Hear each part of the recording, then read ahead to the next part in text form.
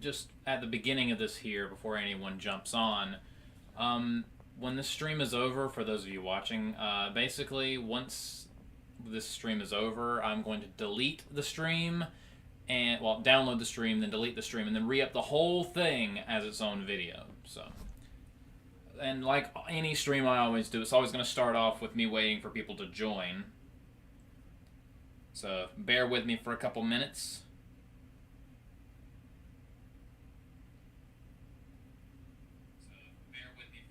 Alright, just making sure that we are live.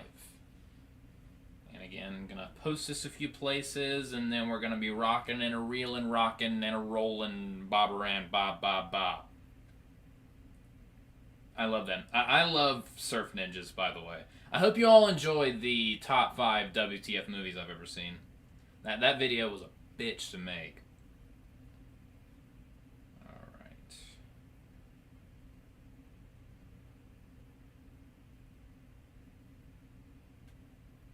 So yeah, bear with me for a couple minutes.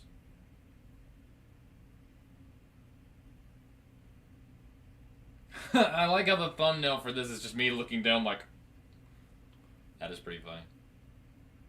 I will be checking periodically to see if there's anyone in the chat. No one's in the chat just yet, but then again, I just started this thing. Actually, I might just leave the whole thing on YouTube as it is.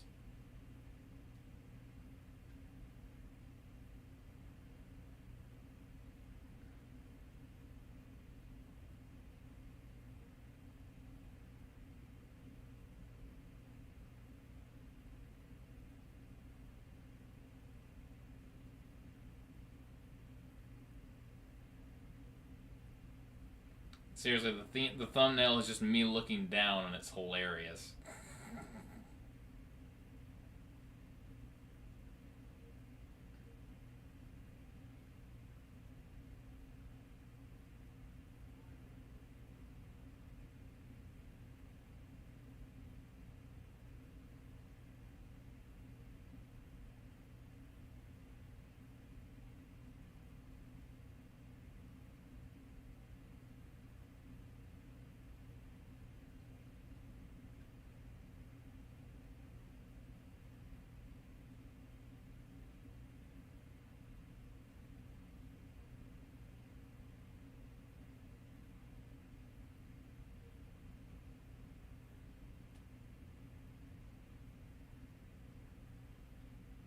I should probably have...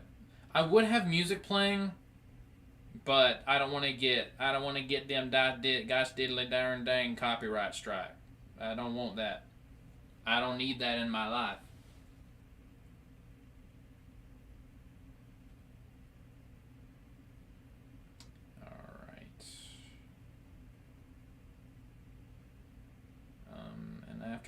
After I notify a few more people that I'm live here on the interwebs, now I guess I'll go ahead and start the press conference.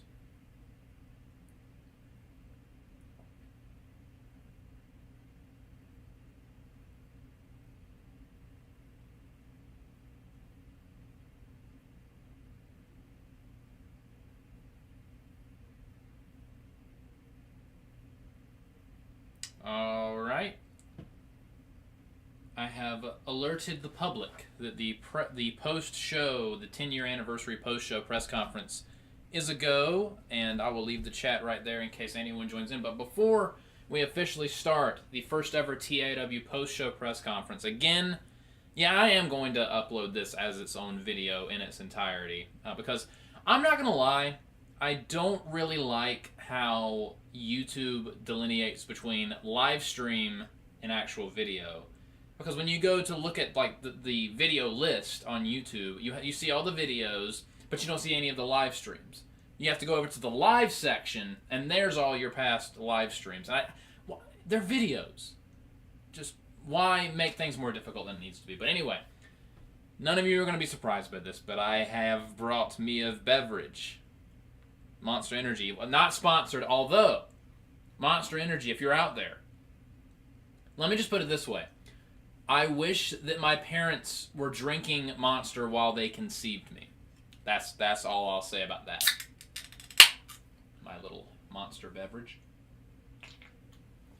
And I did have some questions sent to me by people who said that they were going to be unable to attend the post-show press conference, which is fine. I do have some questions prepared from people, and if that's basically all the questions I get asked for now, unless more people join the stream and join the chat that I will be looking at, then I'll just talk about I'll just ramble for a little bit. So yeah. This is the first ever post-show press conference TAW has ever done, and I am absolutely stealing one of Sean's ideas. I swear. I've wanted to actually do this for a while, and I figured that at the 10-year anniversary of my show, that would be a good time as good a time as any to actually do a post-show press conference. And what a night it's been. The 10-year anniversary show was absolutely insane. It was a very shocking show. I mean, you had so much happen. I mean, you had the Brigade actually winning a match. Shocking, I know. They were a dominant heel faction on XAW and UCT for a good while, until they lost all their championships and just started losing every match they had. Except for Cole Williams. Cole Williams was the one guy in the group that actually was like, hey, winning matches is a thing that we can actually do here. And Jacob and Antonio were like, winning matches? What does that mean? It's like they were unsure how to not be jobbers. So I guess losing that 6-man tag at Backlash really got under their skin, which of course led to that assault that they had on Rey Mysterio, Kurt Mason, and Matt Hardy on XAW episode 11, necessitating this no DQ rematch that they won. And like Sean commented multiple times on commentary, by the way, thank you so much, Sean. I'll get to Sean in a second, but thank you for doing commentary with me on this show before you had that little incident with the Joker, which I will get to.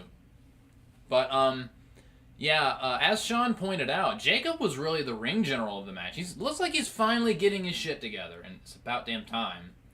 You'd think he'd get sick of losing, and apparently he has gotten sick of losing. It only took a year. I remember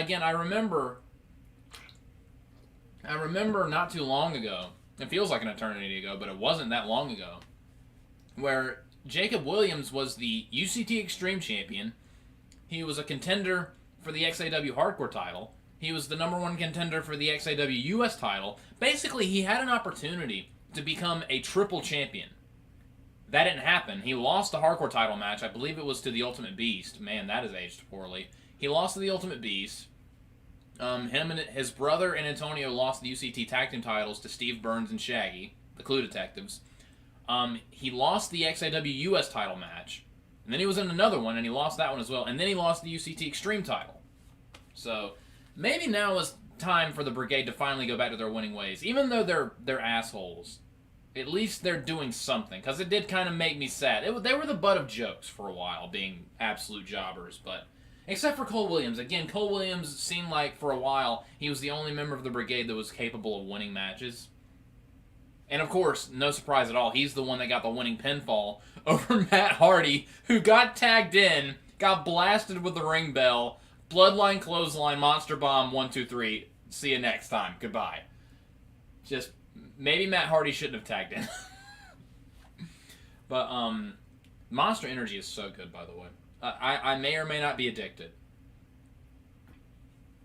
And that's the no shit Sherlock statement of the night.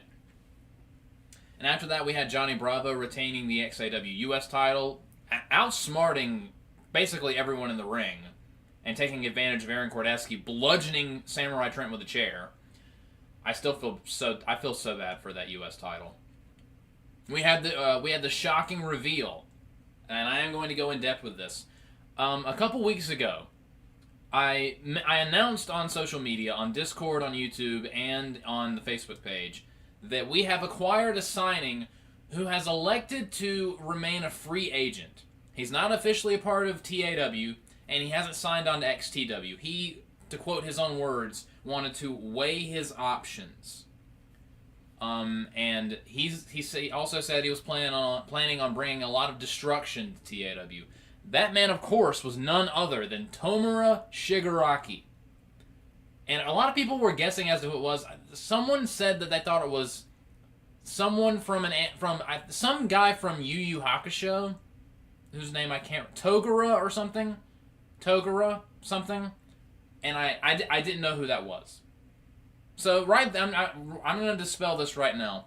If you ask me to put someone on TAW and I've never heard of that person before, odds are I'm probably not going to put them on the show because I don't know who they are. And yes, Yusuke Urameshi is on the show, and I'll get to him in a second. Yusuke is on the show, but the only reason, I fully 100% I admit, the only reason why I know who he is because he was in the Magnation. And he was a former Magnation or Inter-Universal Champion before they changed the name of the title.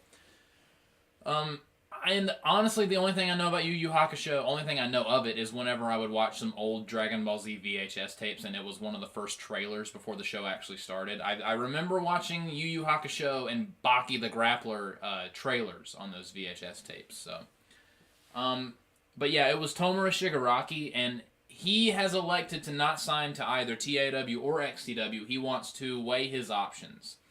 And we've basically given him a free window we're just thrilled to have him. He's a little scary, not gonna lie.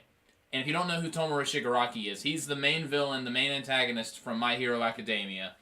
And he's super edgy, therefore I adore him. You know how I am.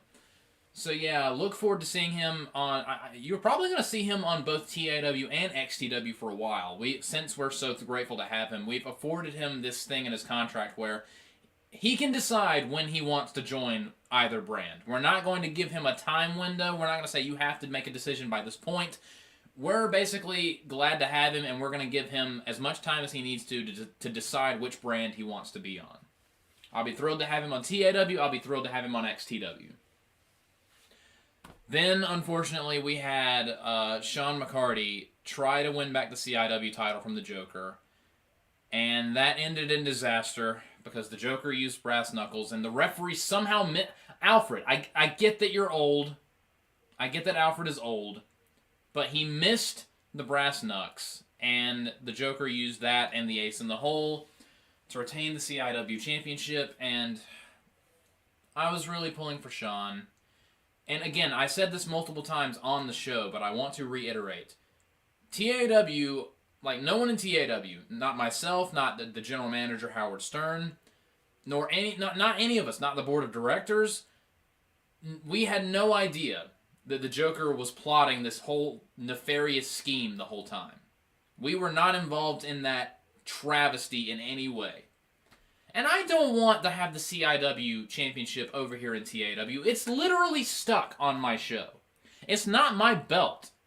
Kind of like how Captain Pollution has the greatest championship hostage, and we can't really do anything about it because, like, it's not our belt. It's the Magnation's belt, so we don't really have any authority over it. Similar deal here, but the CIW is still alive, despite the Joker's best attempt to destroy it. And I hate to say I told you so. I really do. But Sean, this is why I warned you that signing the Joker was a bad idea.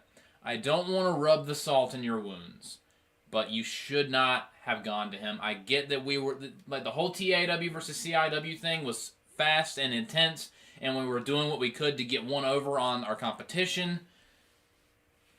But man, I wish you would have listened to me. I get you were trying to do what you could to overtake my show and prove that CIW was serious competition, which I never said it wasn't. But I bet you're really regretting that now, and I feel for you, man. I'm not trying to make fun of you or dance on your defeat. I'm not trying to dance or celebrate your embarrassment here. If it were up to me, the CIW title would still be in CIW. But I do understand that he does have a contingency that Sean will elaborate on that involves CIW's 10-year anniversary, which I hear is a huge production, and I'm looking forward to it.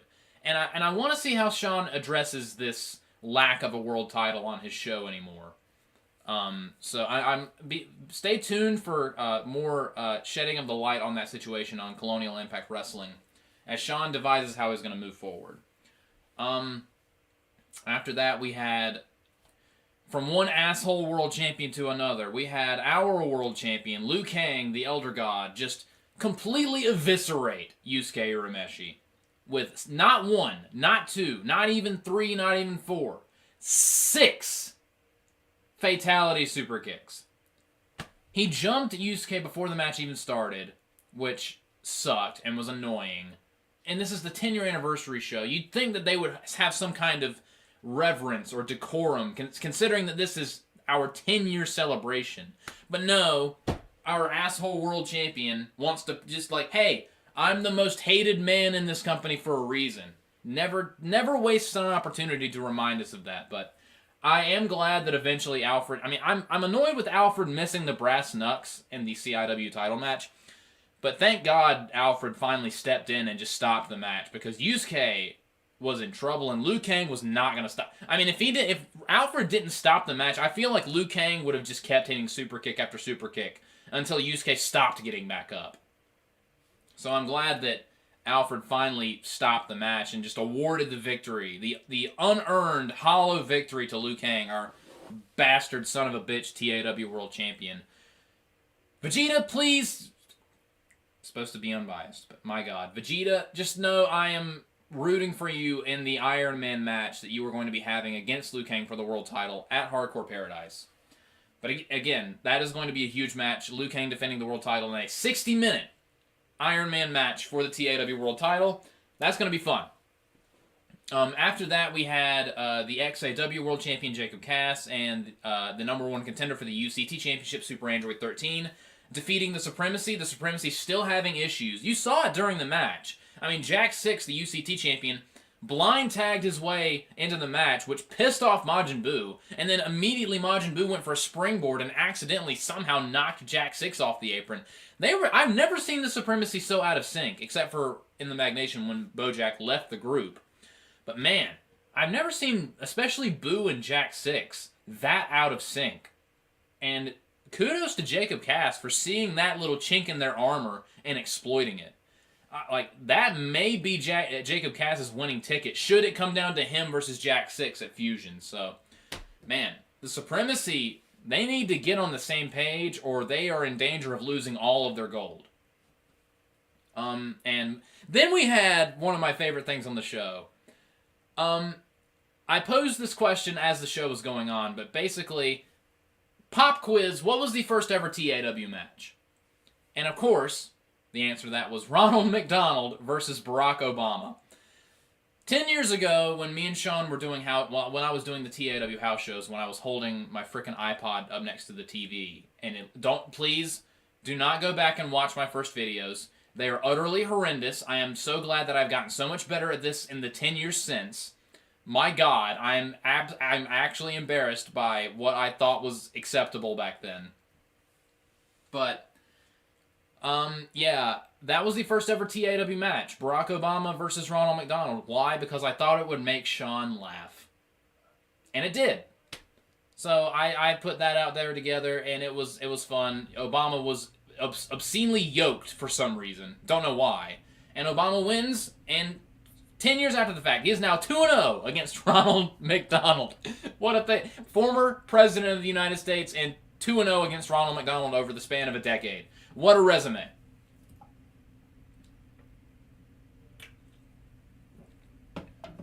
And also, real quick, we did do the...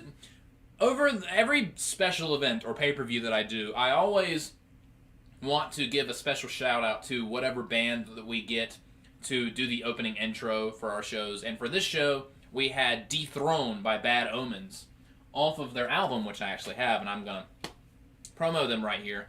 Thanked them earlier on, but I want to extend another thank you to Bad Omens for their song Dethroned off of this awesome album, Finding God Before God Finds Me. It's a banger album, and they actually have a deluxe or extended edition of the album that it has 2 bonus songs, Limits and Never Know, which are 2 awesome songs, especially Limits. I love Limits. I love Bad Omens. They're like the best band in the world right now. Thus saith me. Skylar, go fuck yourself.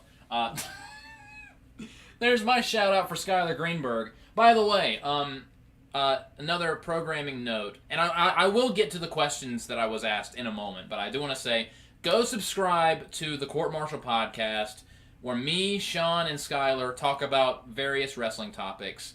We just posted our review of TNA Hard to Kill, which was a very good show.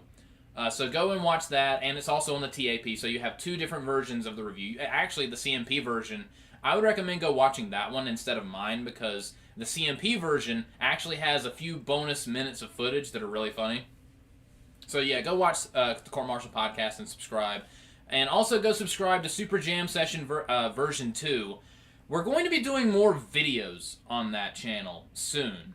I did float an idea past both Sean and Skylar, and they were very receptive of it, but I'm not sure when we're going to have time between the Royal Rumble is coming up, and we want to do a review for that on the Court Martial podcast. And we all are off work on different days, so it's very difficult for us to have schedules that don't conflict. So whenever we do have time, there is a video for Super Jam Session that I do want us to do. So be looking forward to that. But in the meantime, they're doing a bunch of quicker thoughts, the shorts on Super Jam Session. So go and watch them. I'm not a fan of football. It's been well documented. I don't know. I don't care. I don't know and I don't care much about football. But Sean and Skylar do a lot of stuff on Super Jam Session to attract viewers with the shorts, the quicker thoughts, talking about the NFL season. And again, I don't watch football, but Sean and Skylar are entertaining, and hearing their opinions on it is entertaining. So go watch them, and I hope you all enjoy the quicker thoughts over on SJSV2. And also, like I mentioned it earlier, go subscribe to Colonial Impact Wrestling. CIW and TAW are both 10 years old, and it is... How has it been 10 years for these shows? I cannot believe that my passion project that I started when I was a dipshit teenager in high school is not only 10 years old, but I have 1,000 subscribers on YouTube. I have 1,008 last time I checked. How? It's crazy how far we've come. And we're not going to slow down. There's no signs of stopping. I'm looking forward to being here another 10 years and getting another 1,000 subscribers, although I hope it doesn't take another 10 years to get another 1,000. But honestly, this might be weird to say. I do hope that my channel continues to increase in viewership and get bigger. I don't want it to be too big. I don't want to be like PewDiePie. Like I love PewDiePie, but I don't want to have that size of an audience. I don't need to have millions and millions of subscribers. I'm very happy with the little niche that I have right now. I mean, I would love to have more subscribers, but I'm very happy with where I am right now. And again, thank you all so much for subscribing, for watching, for liking and sharing and telling your friends. I actually had someone comment on the Facebook page earlier today that after the Mag Nation closed down, they found my show and they really liked my show and they've been watching it ever since. And to the person that said that on Facebook, I very much appreciate it, and I can't thank you enough for supporting me and my goofy-ass channel. Anyway, back to the 10-year anniversary show and the quick little recap I'm doing before I get to the questions. After that, we had Samara Morgan, the Femme Fatale champion, versus Android 18 in a non-title match, and of course Samara 18 had some good grappling here and there and some good counter moves, but it was the Samara Morgan show. And like she's done for a while, she just steamrolled the competition. I'm concerned about Bulma, not going to lie, going into Fusion. Because, I mean, Bulma might pull off the upset of the century, but Samara Morgan has been just absolutely dominant. And I think that, I could be wrong, but I think Samara has only ever been pinned one time in her career here in TAW. And that was by Shigo several years ago before Perfect Storm 2. So it was all the way back in 2020. She's only been pinned once, which is insane. But she's that devastating of a competitor. She's so damn intimidating. And again, I'm not supposed to show bias. I'm supposed to be impartial. But if you want my prediction for who's walking out of Fusion with the FF World title, my money's on Samara. I'm not going to count out Bulma. Bulma pulled off the upset by winning the UCT Femme Fatale Championship in the first place. I didn't think she was going to do that. I thought it was going to end up being Samara versus Rey. But Bulma pulled off the upset and won the title, And she could very possibly do that again at Fusion, and I will be shocked and happy. And then we had one of the big shocks of the night. We had Broly challenging Dante for the TAW Internet Championship. And during the match, Dante hit the 666. And then Virgil made his way to ringside and tripped up Dante, allowing Broly to clubber him from behind and nail him with the Omega Eraser to win the title. I did not, similar to how I didn't think Ray was going to lose the UCT Femme Fatale Championship to Bulma, I did not expect Dante to walk out of this show without the title. It's not that I doubted Broly. He won the Molecular Championship a couple years ago. It was at Perfect Storm 2 back in 2020. But he hasn't done all that much since then. And I'm still upset with him, and he did get fined after he brutally assaulted Interview Guy for no reason. Interview Guy's still in the hospital. And yes, like I mentioned in the chat during the show, we did have to cover his expenses, his medical bills, which sucked. But hey, we got 1K subs, so I guess we can afford it. It just sucks. I don't want to pay. I don't want to pay people more than I have to. I probably shouldn't admit that on air, but I just did. So yeah. I don't think Broly knew that was going to happen, but why? I mean, Virgil's always been a dick. I mean, the first time we saw Virgil, or one of the first times we saw Virgil in TAW, he literally, I think, debuted by screwing over his own son Nero and taking the Hardcore Championship from him. So it's not surprising in that respect. I mean, it tracks for the kind of dickhead Virgil is. He's the worst dad ever and the worst brother ever. Again, I mentioned it on the show, but that Thanksgiving dinner is going to be awkward. That's going to be an awkward Thanksgiving dinner. And Virgil, that whole family is in the Elimination Chamber. I mean, Virgil, Dante, and Nero, they're all in the Hardcore Paradise Elimination Chamber match, and so will Broly, who will now be the defending champion on that show. We still don't know who the final competitor is going to be inside the Elimination Chamber, because right now we have the champion Broly, which I'm still surprised at saying that. We have the champion Broly, the former champion Dante, Virgil, Nero, and Bane. And the final competitor, I've mentioned this a couple times, the final competitor inside the Elimination Chamber will be decided on the next episode of TAW Action in a 10-man Royal Rumble, which will kick off that show. And also, that I guess right here I'll announce it. The schedule right now is, after this, we're going to do, actually, real quick, okay, I'm going to get into this. Doing this show, like the 10-year anniversary show, was a large undertaking, and I've been doing a whole bunch of other videos, like the matches on 2K23 that I've been doing, which I actually have a question about that I'll answer in a second. But doing those matches, all the podcasts I've been doing with Sean and Skylar about wrestling. I'm, for those of you who don't know, I'm the editor-in-chief for the Court Martial podcast, so I've been doing that. I've been looking at some stuff for Super Jam Session. I have a new job. I've been spending time with my fiance. Shout out to Andy, by the way. You're amazing. Andy's birthday is quickly approaching on February the 8th. So on February the 8th, I want everyone to reach out to Andy and tell her happy birthday. Or at least comment on a video that she's in or something and tell her happy birthday, because Andy is my sweetheart. I love her to death. I can't wait to marry her, and I hope she has a wonderful birthday. But yeah, so with all of that in mind, I'm exhausted. Like, I have been head down, like in the thumbnail, when I was posting this everywhere, which made me laugh. Head to the grindstone, churning out content. I'm tired. I am going to take a little bit of a hiatus. Not an anywhere near long one. Like, I'm not gonna edit or make any videos. There's one thing I'm gonna upload tomorrow, and like on the final Femme Fatales, after the promo announcing that Goku Black was signed to XTW and Sofiti and Cassandra were signed to FF. I uploaded those videos as separate videos, just for more confirmation in case certain people didn't see it during the episode of Femme Fatales. I'm going to do the same thing with Tomura Shigaraki. I'm going to upload the announcement that he's either on XTW or TAW. I'm going to upload that tomorrow. But other than that, I'm not editing any videos tomorrow, which is Wednesday. And I'm not going to edit any videos on Thursday. I'll go back to work on Friday. But for the next 2 days, I'm taking a break because I'm exhausted. Like I'm not.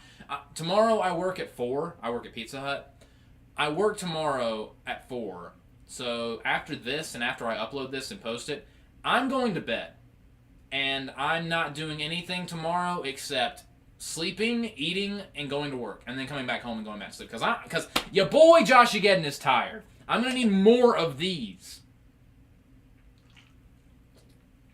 But after that, the schedule, once I return, and I did tease this, me and Alex recorded us playing WWE 2K23 and AEW Fight Forever. I mentioned this, I believe, on the Grapplies a couple weeks ago.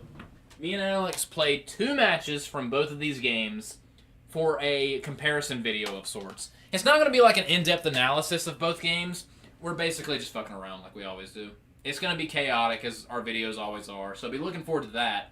And I do have an idea for what I'm going to do for the 1K special.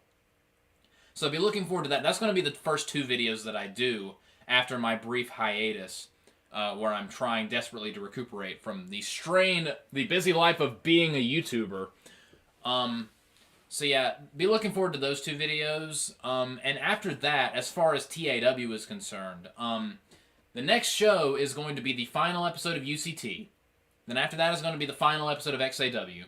And then is going to be the XTW FF Fusion pre-show, followed immediately by the Fusion pay-per-view. And after that is going to be TAW Action. And then after it's going to be the last episode of TAW Action before Hardcore Paradise, which of course is going to have a pre-show and the pay-per-view. So you're going to get a double whammy of pay-per-views for the early part of 2024. You're going to have Fusion and Hardcore Paradise. And also, I'm going to go ahead and reveal it now. When it gets down to whoever is the XTW World Champion by the end of Fusion, the first official XTW match/video is going to be a 30-man Royal Rumble, basically just showing off all the people that I have for XTW, and the winner will challenge whoever the XTW World Champion is at the end of Fusion at the first XTW pay-per-view event. I'm not going to reveal the name just yet, but there is going to be a 30-man XTW Royal Rumble. I might make it honestly, if 2K24 lets me, I might make it a 40-man Royal Rumble just to make it even more fun. But it's either going to be a 30 or 40-man Royal Rumble to determine who is going to challenge first for the XTW World Heavyweight Championship at the first XTW pay-per-view. So be looking forward to that. And okay, back to the show, and we of course closed the show with a TAW first, and this is how I'm going to segue to the questions. Because Eris Williams, a fan of the show, thank you so much for being a fan of the show for all this time. Thank you to Eris, by the way. Thank you, CJ. Thank you, Torrin Anthony Fluker. Thank you, Shield. Thank you, 1989 Worms. Thank you to everyone who watches my show. Again, it means the world to me. Thank you for all your love and support. But yeah, so the main event, of course, was the first ever TAW War Games match, and it was Team Sonic and Mr. Clean versus the Eggplant Inc. alliance that Sean so brilliantly coined. There's a reason why I bring Sean on these shows. The dude is Sean is a funny dude. Sean is as far as zingers are concerned, the man is unmatched. Like, I have the more chaotic humor, and Skylar is the more depressed, kill me now, Squidward kind of humor. Sean absolutely is the master of one-liners. Sean, you are one of the funniest people I've ever met, just hands down, and I am very thankful to have you, not just on these shows, but to have you as a friend in general. But yeah, so, and it did not work out very well for Team Sonic and Mr. Clean, unfortunately. Although I can't really complain too much because the Eggman Pollution Alliance, they won clean. It was abrupt. It came out of nowhere after Eggman tombstoned Tails and hit him with a baseball bat. But that was a big win for this new alliance between Eggman and Pollution. Although, like Sean stated, I wonder how long this alliance is going to last. It's going to be very interesting to see how long that's going to play out. Because you can't trust Dr. Eggman, and you can't trust Captain Pollution.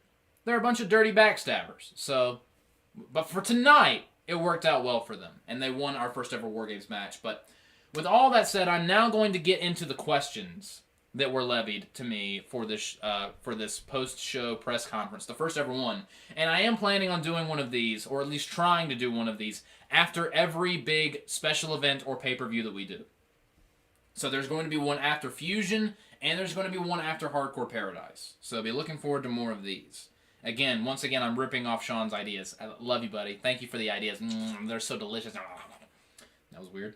Alright, so first off, I'm going to go to Eris Williams' questions that he sent me on Discord. By the way, go to the TAW Discord. There's a whole bunch of stuff. There's a section for the worst, most god-awful, disturbing, burnt to a crisp memes you've ever seen. There's stuff for my content, other people's contents. There's even a political war zone. Because, yeah, politics. Fun. Not depressing at all. But yeah, now I'm going to go to Eris's questions. All right. And CJ also had a question that he sent me that I'm going to answer his question last. So Eris has 5 questions for me. First question. Is TAW going to stay on WWE 2K23? Yes and no. I'm going to do with WWE 2K23 basically the same thing that I'm doing with 2K18. Basically, what I do already is, most of the time I do 2K14, and then I'll throw in a 2K18 segment, or match, or show into the mix, although the main game I use is going to be 2K14, because I've stated this before, but basically 2K14 has everything that I need for a show to work. Like, it has create a wrestler, create a finisher, create a belt, create a show, create a story. It has everything I need to make my show run the way I want it to. It allows me to exercise my creativity with the show, the way it looks, the way it runs, the way I book it. It's just perfect for me, even though I've stated in the past, 2K14 as a game kind of totally sucks ass, and I hate it. But, yeah, with 2K23, there's 2 main reasons why I wanted to get WWE 2K23. Number 1, so I could download more people like the guys from Supernatural, Regular Show, Eric Draven, Spider-Man. So I could download more people to put onto my show that I am not talented enough to create myself. Because I can do the easy ones, but the more complex CAWs, I suck at making. Someone mentioned that my Sonic looks like Sanic, and they're not wrong. I'm better at, like... I'll say this: I'm better at booking my show than creating wrestlers for my show. I'll just leave it at that. But I don't have to do that when I have access to servers with people that are actually talented. Like we said, the Dr. Eggman that we had in this War Games match looks amazing. That Dr. Eggman is sick, and I love it. So yeah, basically, and what was I gonna say? Oh yeah, let me get a swig of my Monster. Oh, so good. Please sponsor me. But, basically, 2K14 is still going to be the main game that I use for all of my shows, which actually ties into a question, I think, that is coming up later from Eris. And this is a good question, by the way. All of these are good questions. But, 2K14 is going to be my main game for everything I do, because it's the one that I can get the most out of.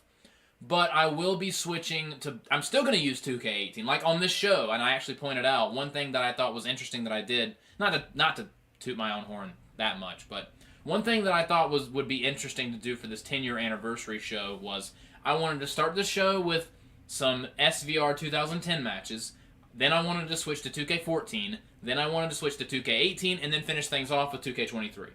I basically wanted to showcase every single game that I use for my show to make it feel more different. Because one thing that I've been complimented on my show, especially by Sean, is that I like to try to make all of my matches feel different. Because I just don't want you to feel... I don't want people to feel like they're watching the same match over and over and over again. I don't want to be cookie cutter. Because that's not interesting. That gets old very quickly. And I feel like one of the reasons why my show has been gaining the traction that it has been gaining is because I don't do the whole cookie cutter thing. And switching between games is honestly... CJ's in the chat. Good to see you, my friend, in the chat that I'm now checking.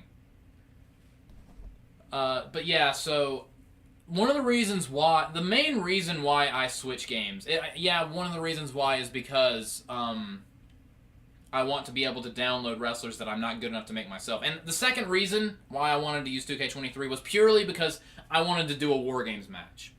2K14 only has so many stipulations, and the newer games have newer stipulations. And I'm like, oh yay, more match types that I can do on my show.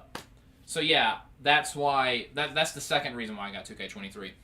But yeah, the main reason why I got 2K18 and 2K23 is mainly because it helps me add more variety onto my show. Because I used 4 games on this one 10-year anniversary show. That's a lot of variety. And variety, as they say, is the spice of life. I don't want to be repetitive. So yeah, 2K23, to fully answer your question, Eris, I'm not going to just do 2K23 for the rest of my time doing until the newest one comes out. I'll get to this thought in a second because this just popped into my head. But basically, I'm going to do the same thing with 2K23 that I'm doing with 2K18, where most of the time I'm going to do 2K14, and every once in a while I'll switch to 18. Most of the time I'm going to do 2K14, and then I'll throw in something from 2K18, and then I'll do something with 2K23. So it's basically going to be a revolving door. I'm not going to just squarely land on one game. And the thought that I just had, I don't know, because they've been announcing stuff for 2K24. I don't want to do any more wrestling shows on a newer game for my PS4. I'm planning on eventually getting an Xbox Series X, and when I do get an Xbox Series X, I may do TAW stuff for on the newer game, whatever. Like by the time I get an Xbox Series X, 2K25 might be out, or 2K26. I don't know, but that honestly is just again to add more variety to my show and for the more sleeker look. So, be looking forward to a couple of years down the line. I might switch to a future WWE 2K game on a newer console than just my Xbox 360 or my PS4. Which I don't have anything against using my Xbox 360 or my PS4 for my show. I love using those. But I do see the utility and how much it can add some variety and breathe some fresh air into my show using newer games and newer consoles and stuff like that. So there will be some branching out, but I will never fully leave WWE 2K14 because I feel like 2K14, the game, as far as my show is concerned, that's my show's game. That's my show's DNA. And I will use other games from time to time for variety reasons, but the heart and soul game of my show will always be 2K14. Unless they come out with a brand new game that has all the stuff that 2K14 has and just is a better all-around game, then I might permanently switch games. But it's been 10 years since 2K14, and they haven't done that, so I'm very doubtful that I'm ever going to stop using 2K14. So moving on to the next question. That was a long-winded answer, so you're welcome. Question number 2. Is XTW going to be a D-League? Of sorts. Basically, I have 2 D-Leagues right now, UCT and UCT and XAW, excuse me. Those are my 2 D-Leagues, kind of. And that's part of the reason why I'm merging the 2 shows together to form XTW. So it essentially is going to... The way I look at it is this. The way I used to look at TAW, UCT, and XAW was TAW Action is my Monday Night Raw. And TAW Rivals is my SmackDown. UCT is my NXT, and XAW is my WWE ECW hybrid thing. That's the way I always looked at it. Now, since I'm changing things up, TAW is obviously going to be the A show, and XTW is going to be the secondary, or I guess the D League, or I would refer to it as the B show. And FF, the Femme Fatale show, it's just the one that's going to change the least, honestly, is going to be FF, because It's just putting the two rosters together, giving it a similar name, and making it its own thing. It already is kind of its own thing. The real big change is introducing XTW, because I'm just straight up getting rid of UCT and XAW. As much as I've enjoyed them, having them as be part of my channel's history. So yeah, essentially to answer your question, Eris, yes, XTW will be my show's official D-League. Because right now I have 2 D-Leagues, which is 1 D-League too many. Speaking of XTW, your third question, is XTW staying on 2K14? For the most part, yes, although as I just described, TAW is the one that I like to play around with, have it be on different games. I'm also going to start doing the same thing for XTW. There will be plenty of XTW matches and shows on WWE 2K23. And speaking of that, one thing I forgot to mention. One thing that I'm looking forward to about this next episode of TAW Action, the 10-man Royal Rumble to determine who's entering the chamber, the last spot, whoever's getting the last spot in the chamber match for Hardcore Paradise, that match is going to be 2K14. Every match after that is going to be 2K23. So for the most part, this next episode of TAW Action is going to be predominantly like 90% 2K23. But XTW and FF are mainly going to be on 2K14 like TAW, but like TAW, there will be some 2K23 here and there. I don't think I'll ever do any 2K18 matches with XTW, but there will be FF matches on 2K18 and on 2K23. So that's the answer to that question. Question number 4. Have you seen any other CAW shows lately? Like I mentioned before, one of the reasons why I'm taking a little bit of a break is because I have so many fingers and so many other... That's such a strange phrase, a strange way to go about it. I have so many hands, let's just say that. I'm spreading myself a little thin. I was going to say I have so many fingers and so many different pies, but that just sounds wrong. That sounds so wrong. But basically, checking the chat. Okay. So basically, I am taking the brief couple-day-long hiatus, very short hiatus, just to recharge a little bit. In that, basically all of my time is dedicated to this show, to editing for the Court Martial podcast, doing stuff for SJSV2, spending time with my fiance, and going to work. So, unfortunately, no. I don't really... It's not that I don't want to watch any other CAW shows, I just don't have time. I just do not have the time. I barely have enough time to watch CIW. Like, I miss basically all of Sean's premieres because I'm at work, and if I tried to watch the premiere while I was at work, I'd probably get in trouble and get fired, and I don't want to lose my new job. And I barely have time to look at CJ's show, LWW. So, I just don't have time, honestly. I don't have that much free time. Like, I had a little bit of free time today, and most of that was spent getting the 10-year anniversary show done. Like, I literally finished editing the 10-year anniversary show like 6 hours ago. And I was cutting it a little close, because my plan was, this show's going up at 9:30. And I was worried that something would happen and I would have to postpone it, which I can't really do that. If I had to postpone the show, it would have to be till next week, because my schedule is usually I work Wednesday to Sunday. Monday and Tuesday are basically the only days I have to have a premiere go up. That's basically my weekend. So, yeah, I just don't have the time. I would love to watch more CAW shows, more EFEDs, but I don't have time.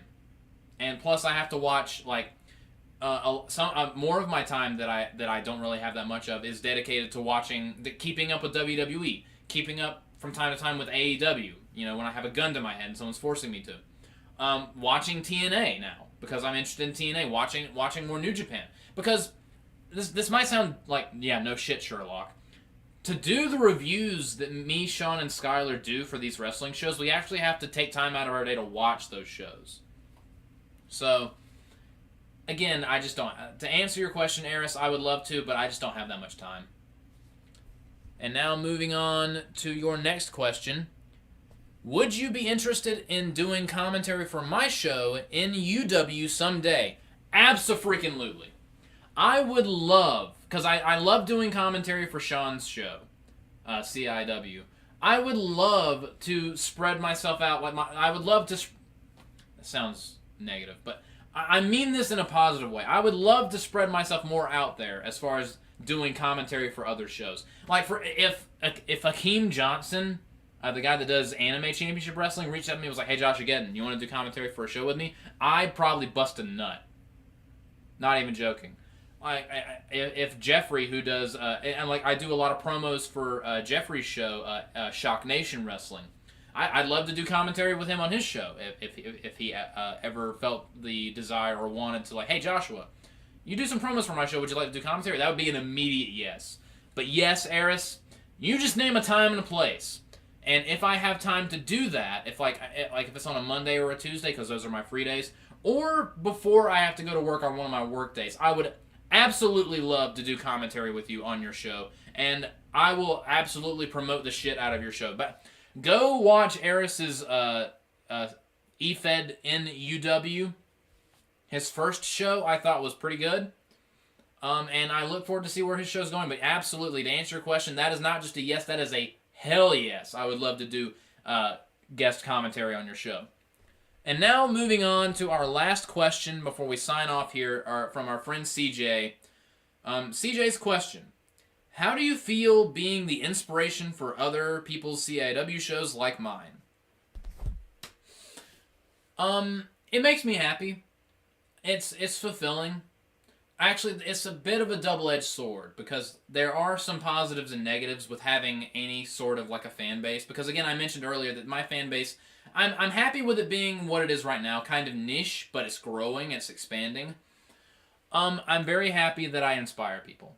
That makes me very happy. I mean, the Magnation inspired me. And honestly, when people inspire you, you shouldn't keep that to yourself. You should use that inspiration that you have gotten to then continue to pass that along to other people. And like CJ, you should one day aspire to inspire. That's a bumper sticker right there. You should aspire to inspire people that watch your show. And same thing with Eris, same thing with anyone who's like, I might want to give this CAW thing a shot. But yeah, it makes me very happy. But again, like with my show, and I think Sean touched on something similar when he did his post-show press conference. I'm gonna echo what he said. Basically, and this is something I'm gonna touch on when I do my 1K special, and I mentioned it on commentary and earlier on. The videos that you start off with, what you're doing now is basically going to be your shittiest work. Like, I physically cannot handle going back to watch my older videos. Basically, everything I did, like, 2016 back, is absolute dumpster fire garbage. Like, I hate the first couple of years of my YouTube channel. It is just absolute trash. It is embarrassing. Like, I'm just like, how did I think that was okay? Did I have a brain injury of some kind? Probably. Was I blind? Was I deaf? How could I be okay with what I was producing? And that's going to happen to everyone who starts a YouTube channel. It's normal. So just what you're doing now is your worst work, and you can only go up. And this isn't just to CJ. This is to everyone. Like, this is to Eris as well. Eris, I thought your first show was pretty good, but your show is in its infancy. You're gonna make mistakes. You're gonna screw up. If you want to see a show in its infancy that screws up every 10 seconds, go watch my first Riot Central pay-per-view. That show has aged horrendously. Like, it pains me to see how badly I botched my first pay-per-view. Like, and yes, it has one of my company's best ever matches on it. That Fatal 4-Way match, the Joker, Freddy Krueger, Anderson Silva, and Jeff Hardy. That's like the one shining diamond in a sea of rough. And my God, it's rough. It is aged like milk. But eventually, if you keep at it, and you work at it, and you take advice, you take steps to improve, like, Eventually you will get there. Like, everything I've done from 2017 to now, I can say, while not everything's perfect, not everything's gone exactly how I wanted it to, I'm proud of what I put. Like, I'm proud of what I put out nowadays. Like, hell, like I'm just happy that I finally was like, thumbnails should be eye-catching. I'm glad I've graduated from, instead of just having the thumbnail be, my first TAW action, the thumbnail is literally the screen, like, you know, when at the end of a match, when the little graphic that says so-and-so wins by pinfall. The first thumbnail for my first TAW action, I think it's still up on the channel. If you want to go cringe real quick, the thumbnail for my first TAW action, or the second one of the first TAW actions I did, back in 2014, the thumbnail is literally Chewbacca standing over Elvis with the little graphic that says Chewbacca wins via pinfall. I literally have a spoiler in the thumbnail because in 2014 I was a raging dumbass. But if there's one thing I'm proud of, my thumbnail game has improved dramatically. And I'm also proud that I've grown as an editor as well. I mean, hell, Sean has hired me as his unpaid editor, by the way. Just gonna leave that hanging right there. Gonna sip my monster suspiciously. Pay me, bitch. I'm just kidding. But yeah, I'm very happy that to basically fully answer this question. It does make me happy to be able to inspire others. And I look forward to seeing where Eris's show is 5-10 years from now. I look forward to seeing where CJ's show is 5 or 10 years from now. But I will warn you, 5 or 10 years from now, you are going to look back at your early stuff and you're going to want to jump off a bridge. Not saying what you're doing now is, in my opinion, bad. In your opinion will dramatically sour. Because my opinion of my earlier stuff is incredibly sour. You want to see some awful videos? Look at the first 4 or 5 years of my channel. It is horrendous.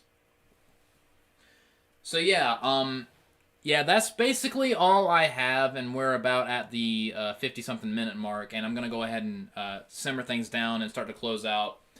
Once again, ladies and gentlemen, TAW has been my passion project, my little baby. It suckles at my teat all the time. This got weird. My teats taste like Monster, and you totally needed to know that. TAW has been a hobby of mine, a place where I can basically... One thing that's very important to me is creative expression. And I have ideas all the time. Like when I'm bored, I just start brainstorming. I have so many notes on my phone of just match cards and storylines and stuff that I want to do. And other things outside of my wrestling show, like videos that I want to do with Alex, videos that I want to do with Andy, like other videos that I want to make. Like, I planned out that whole top 5 WTF movies I've ever seen. That whole review of The Exorcist 2. The thing with the 50 Shades of movies. The video where I was basically burying Mountain Dew Frostbite. All that kind of stuff is like, oh, that would be fun. Oh, that would be a good idea. Oh, that's great. I have that all the time, and one thing I'm very grateful for being able to do this YouTube thing, you need to have some creative expression. And I love not only that I have a platform where I'm able to creatively express myself, but that people will actually take time out of their day and watch it and enjoy it. And that makes me very happy.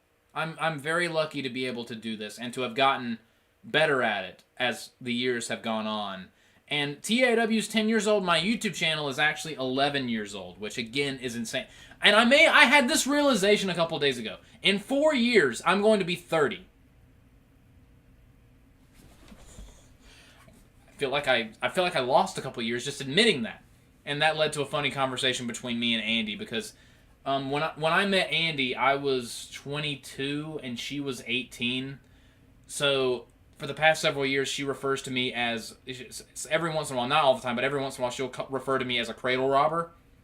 And to that, I always respond, I picked a good cradle to rob. And she's like, I'm going to break up with you if you say that again. And I'm like, that's warranted. But yeah, I'm rapidly becoming an old man. And I'm not even joking when I say this. I'm still planning on doing this when I'm 50 years old, when I'm 60, when I'm maybe if I make it to 80, if I make it to 90, if I make it to 100. I'm going to be doing YouTube until the day I die. So, it might slow down when I get older and my health starts going down inevitably. And when me and Andy get married and when I get hopefully a more professional job, things might slow down a little bit as life rolls on. But once again, the first 10 years of TAW, it's been one hell of a ride. And getting 1,000 subscribers was absolutely insane, and I cannot thank you all enough. Thank you guys so much for coming out for the 10-year anniversary show. It was a hell of a show. Excuse me. One thing about Monsters, it gives you a lot of burp energy. It's a weird thing to say.